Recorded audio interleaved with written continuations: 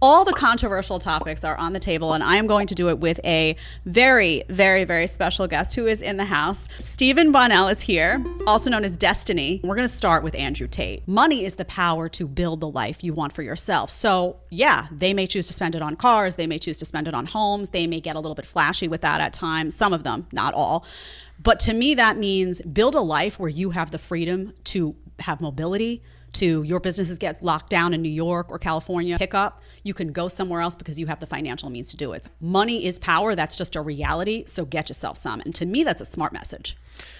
The issue that I have is they don't ever talk about what to do after you've got the thing. If you go to a lot of these red pill communities, a lot of them will tell you how to get girls, but they don't tell you how to maintain a relationship. A lot of them will tell you kind of how to get money, but they don't tell you like what's a wise way to spend. On one end, they'll say, well, money is freedom and, it represents the ability to do whatever you want. Okay, well, do what? I don't get all these videos of these red pill guys where it's like, I've got a lot of money and it's really cool because now I can take both my kids on vacation twice a year. I've got a lot of money, so I only have to work 4 days a week, and on the 5th day we go hiking with a girlfriend or something. All of it seems to be highly materialistic.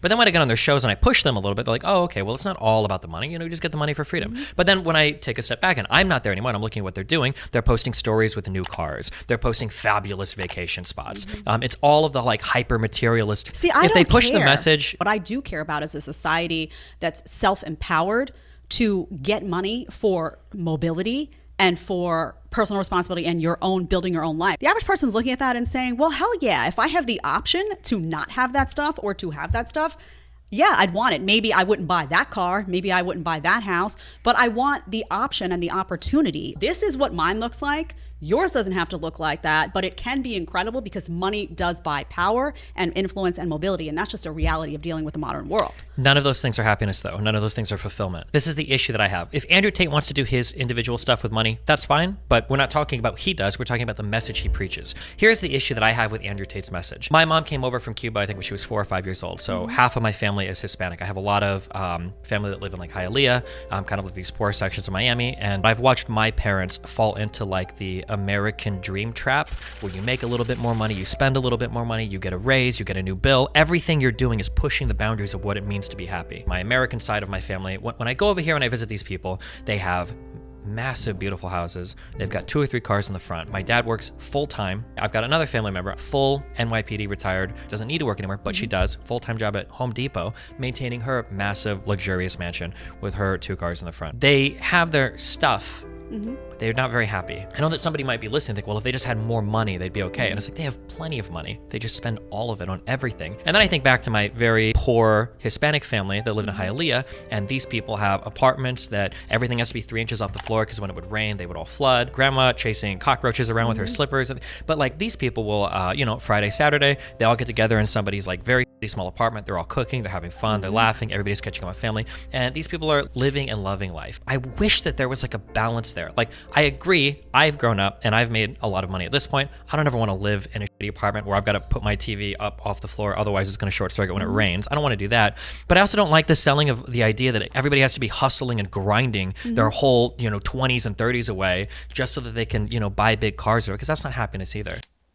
And Tate's messaging has changed a bit since he's gotten kicked off of everything, I guess. But like, even when you talk about like building relationships with brothers and having camaraderie with men, it almost sometimes sounds like it's framed through this business networking partner acquisition thing. Like to make money. Yeah, like I've got friends who build me up so that my business can be better. I've got friends who support me so that I can like go after like large deals or whatever. And it's like, these are coworkers or colleagues. These aren't really like friends. I don't feel much attention is paid to like, how do you find like fulfillment and happiness outside of making more money or having more freedom, whatever that means. The message of self-empowerment and everything is good, but like this, even with the way that you frame some things, like the ability to pick up and move your business. Yeah. Not everybody's going to be a business owner. Or your life, or your family, or your home, or your anything. Look at what happened in New York City. The lockdown happened. I did not get the vaccine. I had the financial ability to say, I'm going to pick up, I'm going to move to Florida. So it's not just about you own a business you can pick up. That is an example I use because a lot of people lost businesses and didn't have enough financial security.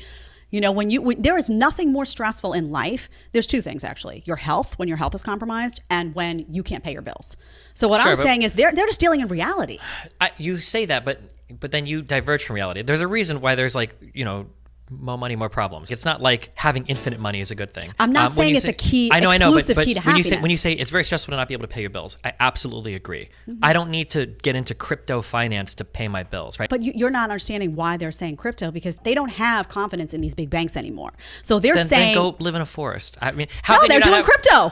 But why not? Because most of them are losing money on crypto. The vast majority of people are losers. Okay.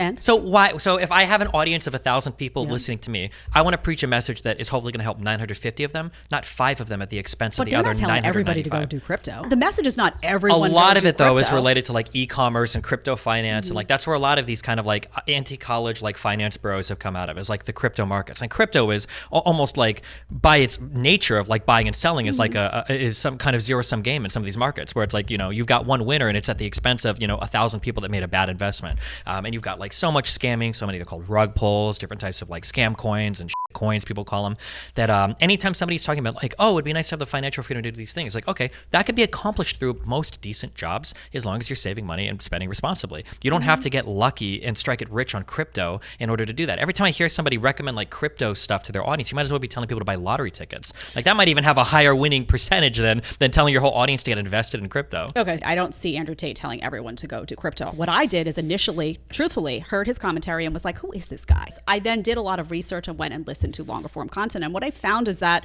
a lot of what he was talking about had nothing to do with that stuff. It was about self-empowerment. It was about fitness. It was about financial stability. But the message of own your own life and you can build success and you can make that look whatever you want, I believe that's a fantastic message. Why is this guy banned?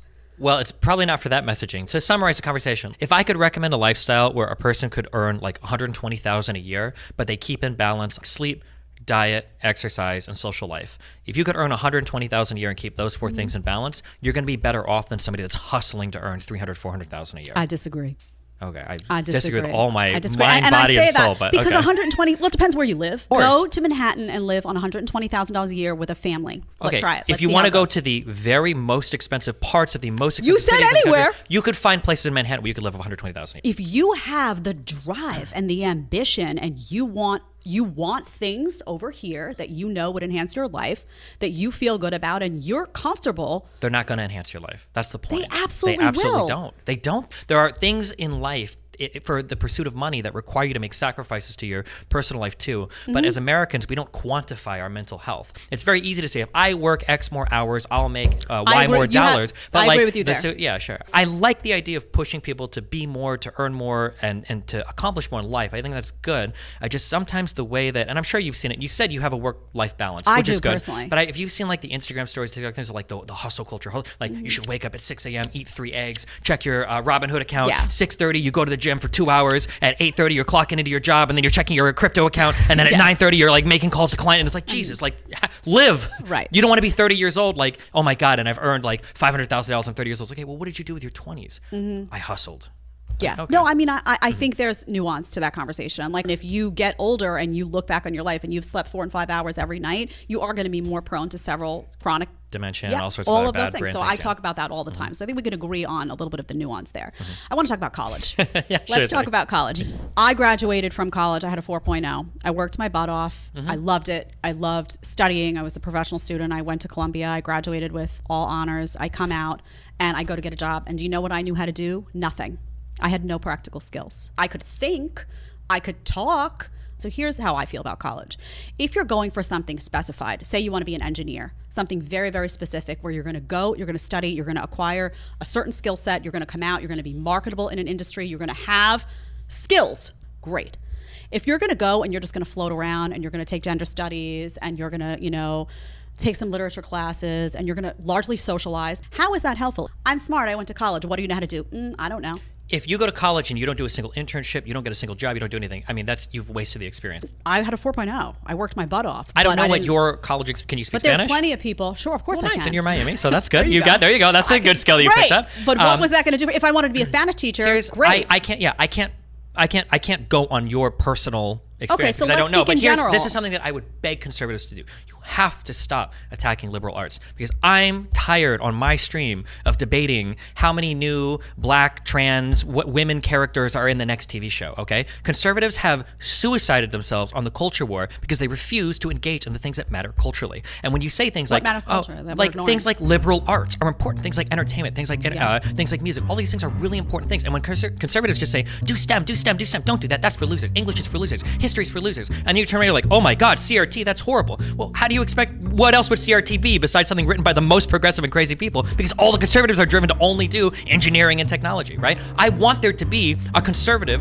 that is studying gender studies. I want that to happen so that when people are saying things like, I think any gender can be anything and our pronoun should be Zer, I want a conservative there saying, you know what, I think it's good to push on some gender things, but that's a little bit fucking insane, you know? I think that'd be good. But when conservatives push for education to look a certain way, I think that some of it starts to become self-fulfilling, to where conservatives will say, I think the institutions are becoming a little bit ideologically driven. Stay away from the liberal arts. Or I think that college in general is becoming more ideologically driven. We need to kind of like do private schools and stay out of there. Well, what's happening to the schools? They're becoming more and more ideologically driven as conservatives refuse to engage with them. And then those people are growing up, they're joining the administration and the staff, and now they're becoming even more left-leaning. And then conservatives are going, oh my God, look at all these liberal institutions. Look at how far left they are. And I grew up listening to Rush Limbaugh telling me constantly that this is what colleges were going to become, and kind of like mail-in ballots for Trump. It almost became a form of self-fulfilling prophecy, in my opinion. I mean, I went to college 20 years ago and it was already like that. It was already all liberal all the time. It sounds great. It sounds like a utopia. Conservatives go into a gender studies class and they talk about pronouns and everyone has a great civil discussion and everyone disagrees. That's not what happens to conservatives on college campuses. They Not get now, shut it doesn't, down. of course. They get put in the corner. You see, conservative can't even go to speak. I mean, a Tommy Lauren, whether you agree with her or not, can't even go to speak on a college campus without getting shut down, harassed, and they have to call in security. Why would a conservative parent want to send their child to an institution of supposedly higher learning where they're going to learn how to be a free-thinking person for them to either get indoctrinated or punished? So conservatives aren't here saying, oh, humanities is a joke and we don't care about English. They do say that, but... I mean, that's just what they're saying is that if you're going to invest money in something, there should be a return on that investment. And that means that you should have a productive, free-thinking child at the end of that comes out and is in a better position than they were before they went in. That's not what's happening in college. If I were hiring someone for a position today, I would much rather hire someone who did not go to college. Why? No shot. 100%. Absolutely And I do it all not. the time. And the reason is that the people who go to college go through 4 years and every single one of them talks and thinks and acts like a robot 9 out of 10 That's times. just if I'm hiring somebody and I've got two equivalent candidates in front of me, and I've got a guy that was able to get his 4-year degree, that speaks volumes. I know that you can be on time. I know that you can show up every day and do what's assigned to you. I know that you have the ability to finish something. That's a hugely important thing versus somebody that shows up with no degree. If you don't have a degree and you can make it without a degree, but you need a damn good portfolio to do that. And that is true advice for anybody working in any field. If That you think you can 4-year show up, degree is on if its you- way out. It's It's on its way out. absolutely. It's If on it's its way on out. its way out, it's only because people are wanting more and more and more education.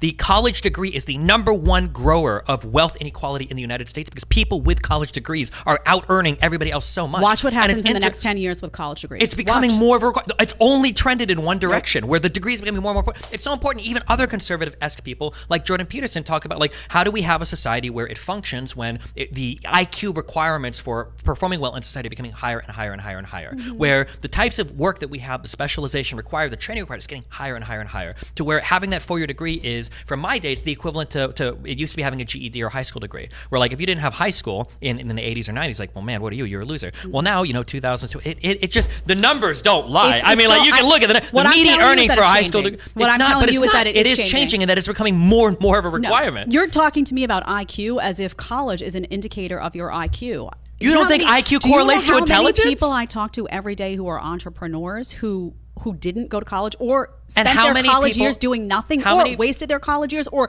have that 4-year degree but partied and joked around all the time, and you'll talk to them and they'll say, I had a friend who didn't go to college at all but was motivated and was focused. I'm not saying, by the way, I'm not saying don't do anything. I'm not saying that. What I'm saying is, as an alternative to a 4-year degree for everyone, and some people may thrive in college. Like I said, you go to school for engineering, you go to school for a specialized subject, you go to school for someone where there's going to be an obvious reward to that program. fine. I'm not telling people, everyone, this is a blanket recipe for you. However, there are going to people out there who are going to want to do something specialized that does not fit in with a 4-year bracket. That doesn't mean that they're not going to work hard, develop a skill set. That doesn't mean that they're not going to be marketable to an entrepreneur just because they don't have a 4-year degree. That way of thinking is going to be antiquated very soon. If you want to do a time frame and a $20 bet, I'll bet you money. It's the easiest money I've ever made. Okay, $20, I can do that for $20, 5 years, whatever you want. We'll do another episode if we're still live. But Steven, look at what happened. Honestly, we just went through, pandemic, whatever you want to call it, last couple of years. And you saw what happened on college campuses. They locked kids down in their dorm rooms in many schools. They now are, instituting, I don't know how you feel about mandates. I strongly oppose the mandates, but they're instituting that on college campuses. You have parents all over the place that are watching this stuff and saying, what am I paying for? I am 33 years old. I went through a phase when I was 15 where my parents did a certain thing and I didn't like that thing and I wanted to do the exact opposite of everything. Mm-hmm. At some point, we have to grow out of that. I just went to the University of Texas in Austin and A&M, and I just did a Change My Mind event where I argue that wokeism is going way too far across most college campuses. I'm not going to disagree with it. That's absolutely true in a number of ways. School administrators were writing if people needed therapy after the Rittenhouse verdict, okay? Yes. Or the Trump win. Yeah, it was unbelievably cringe. But I can't let that one thing that I don't like poison my mind against seeing all of the other upsides of doing college. If you have people that are capable of doing things outside of college, this is the advice that I give somebody. If somebody asks me, if they go, do you think I should go to college? And I go, if you have to ask me, the answer is probably yes. Because the type of people that are driven enough, like when you talk about people that didn't go to college that are entrepreneurs, they're not going to college because they did really bad in math and English and school is just not for them. They're not going to college because they're so busy with the path they're on in life, with what they've got already, they don't have time for it, right? There are people that are 19, 20. Yeah, they're already working with their parents' business. They're already have learned a trade, through their teen years because friends or a dad of a friend taught them things. They're already contributing to projects online. They're coding, they're programming 19, 20, 21. Right. And by the time these people at 22, 23, these are the stars. These are the people that they would come to me, hey, can I work on your website? Can I do it? And I go, oh, well, what have you done? And they go, this is what I've done. I go, okay, yeah, obviously you can work on my stuff. But a lot of people that don't go to college aren't like that. And it's a bit, I don't want to say delusional because that's too harsh, but this idea that like all these people don't go to college because they're so busy pursuing other things is just not true. I'm not saying all of them, but that's where the role of parenting comes in, where you have to know your kid. You have to have. I have a child. My child is 11 years old, and I told him, if you want to get into YouTube, do stuff like I do, that's great. You're finishing school though. You absolutely are. It's just you're doing college. It's once you have that degree, nobody can take it from you. Mm-hmm. You've shown something to the world. I might go, but that you can finish a college degree. You show a piece of paper to the world that says, I'm so jealous of you. Give me your master's. You can have it. You know what? You can have it because and I'll tell you why you can have it, because I learned more practical skills waitressing in New York City than I ever got from getting a master's degree at Columbia University. And if I could go back in time, I always say I wouldn't change anything because you know how you see those movies where you go back in time and I want my family to be what it is today and I love my child and I wouldn't want to move any of those puzzle pieces. But if I could go back and not move any of the puzzle pieces and not have wasted a year at Columbia University, I got it for free and I can't even justify it. It's a unique experience though. Great. It was a unique experience. I was miserable. Then you should have done something better with it. But you know what? It was not practical. Where are there more miserable people at? Miserable people getting their masters at Columbia's or miserable people that are doing waitressing in New York City? You know what? I don't know.